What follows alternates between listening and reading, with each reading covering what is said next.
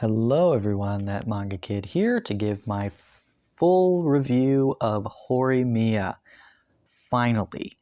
When you're watching this, obviously the series will have been completed for quite a while. I'm just very late in filming this, but I did buy volume 16, which is the final volume, pretty quickly after it was released, and I read it because I've been following this series for, I think, maybe 4 volumes were out at the time. That seems correct. Maybe 3 or 4 volumes. So I've been buying each volume as it's come out for years now. This is a Yen Press series, 16 volumes long. I'm sure quite a few people have probably watched the anime that came out. Was it this year or last? It might have been last year. Honestly, it could have been the year before. Who knows? Time doesn't exist for me anymore. But I also watched the anime because I really do love the manga, and I thoroughly enjoyed the anime as well. But this is actually, it's quite interesting because this is a like spin-off slash like redo of the original comic, which I believe was like a web comic that was only released online, and the artwork was much more like I don't want to say amateurish. It was more simplistic, I guess I should say, and I guess it got really popular, and so in Japan, in Japanese, you can buy the original comic, but this is a revamp of that original concept of that comic, which featured the 2 main characters. I don't know if it features any of the other characters as well. I've never read it, so I'm not sure, but I know that it is kind of a spin-off of that original idea of these 2 characters. And so this one, obviously the artist is different, the creator is the same, and this is much longer as far as I understand. This one ran for significantly longer than the original webcomic did. But basically, this is a high school comedy romance series. It is, I believe, a shonen romance rather than a shoujo. It's mostly focused. I mean, we have our 2 main characters, but obviously, as you can see, there are tons of side characters. It's an ensemble cast for sure, because the first few volumes really do focus on the main 2, but as it gets a bit even into the middle of the series, is just like it's focusing on tons of the different characters, and then as you go even further, you're meeting more characters, and it's a huge group of people by the end of it. But our main 2 are on the front of the first volume, and we've got Hori and Miyamura. Horimiya. And Hori is a star student, gets very good grades, very reliable, dependable person. And people aren't really aware that when she goes home, she's like the homemaker. Her mother works... is her mother? Her father's never there. He's off doing his own thing. He pops in now and then, but he's kind of like a sort of a vagabond sort of character. Is a little shady. And her mother, I believe, works just like crazy hours all the time. And so she is present, but not able to be, like cooking dinner and cleaning the house and all that kind of stuff. So that falls on Hori, who also takes care of her younger brother. And so she's kind of keeping up this facade of being like, I don't understand what her hang up is and why she doesn't want people to know that she also takes care of everybody at home and does all the cleaning and cooking. I'm really not sure what the deal is with that. But anyway, she also does have a bad temper, and that is something that she keeps under wraps when she's at school. Miyamura is this like kind of gloomy, sad, quiet guy that everyone's like, the quiet, weird dude. Gloomy guy with his hair in front of his face. the reason he has his hair in front of his face and he always wears his long sleeves despite even in the heat is because he has tattoos and piercings and he's not supposed to have those things. And also he doesn't want people to know he has those things because he's kind of embarrassed about, he doesn't want to be seen as like a delinquent. And so he covers all that stuff up. And Hori finds out about that stuff and he finds out about her home life, and they kind of strike up a friendship of secrecy. Not to mention, they end up liking each other. So, if I remember correctly, they do start dating relatively quickly. This isn't really a story about, like, oh, will they, won't they, when are they going to get together and whatever. It's like they get together pretty quickly, which is nice. The will they, won't they is focused a lot more on the side characters. So you still get that aspect of, oh, there's a love triangle and there's people who are, interested in people, but they're too shy to say anything, or they don't know if the feelings are reciprocated and all this stuff. You also have people in a more established relationship. So it's a really interesting mix of dynamics going on, because our main couple gets together and there's really no, as far as I remember, really no opposition. There might be someone who comes in and kind of shakes things up a bit, but not like, you're never concerned that these two aren't going to make it.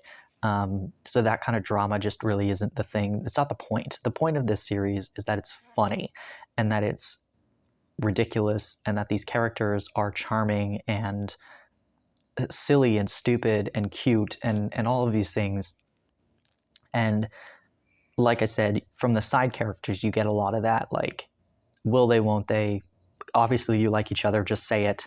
Or there's a love triangle or whatever. Like, you get that stuff with the side characters, but with our main couple, they're pretty stable the way that they are.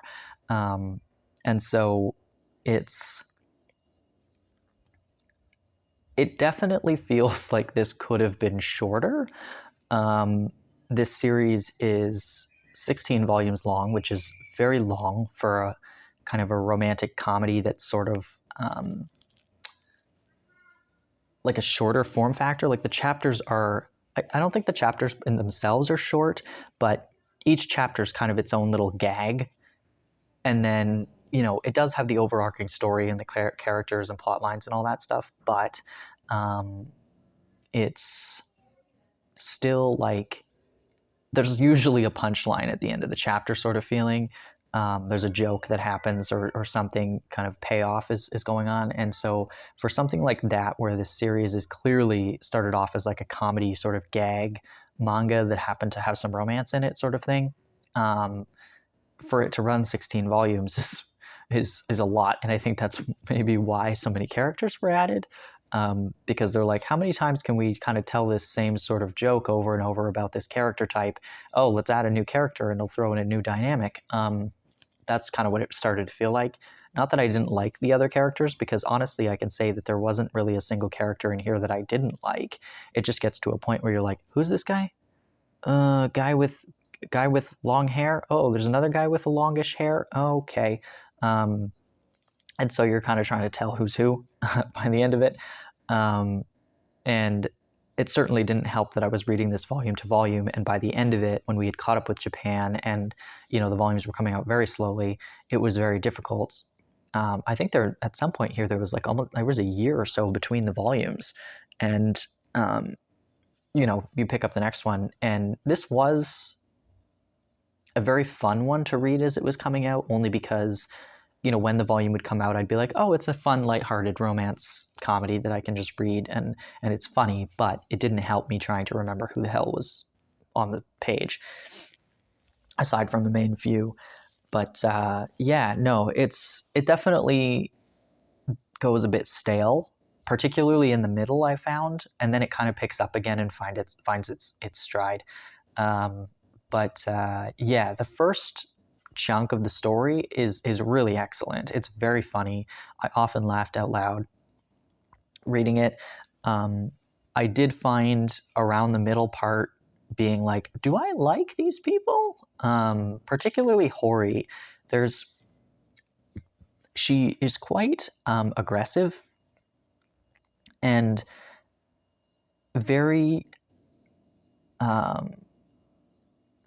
yeah, she's pretty aggressive towards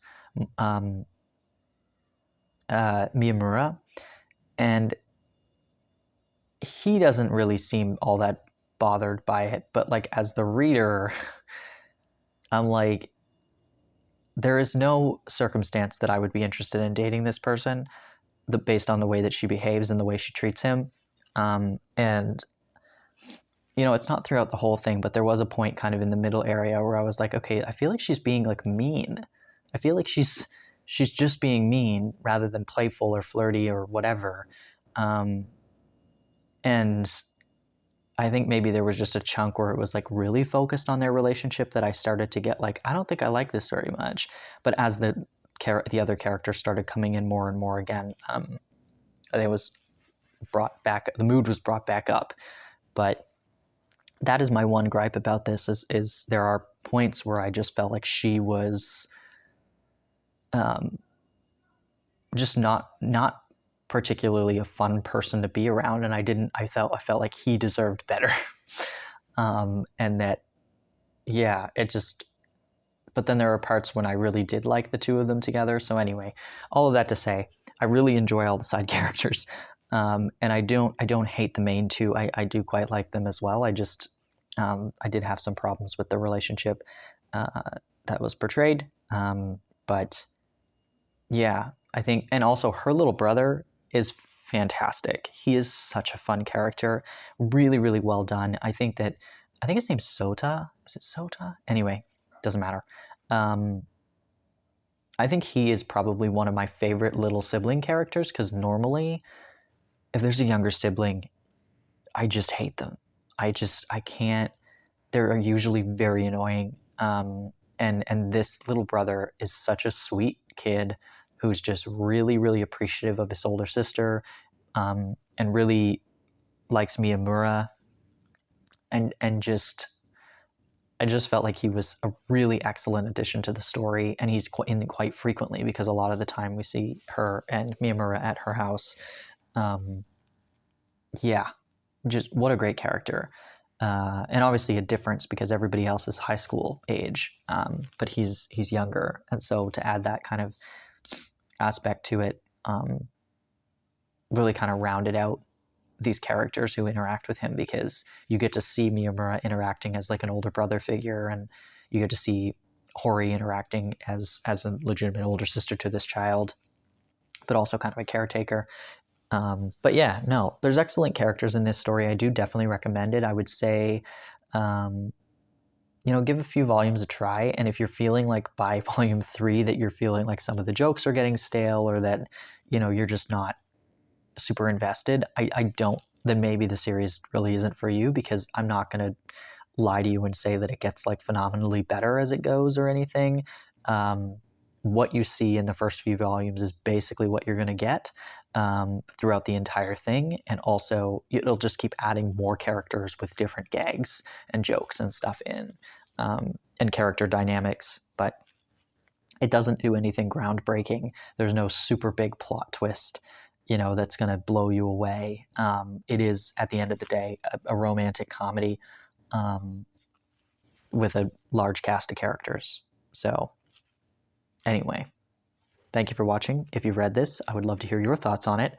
I'd particularly like to hear your thoughts on Hori and Miyamura's relationship, and if I'm the only one feeling like she was acting a bit out there for certain parts of the series. But yeah, no, if you have any recommendations of things that are similar to this, let me know. Would love to hear it. But yeah, thanks for watching.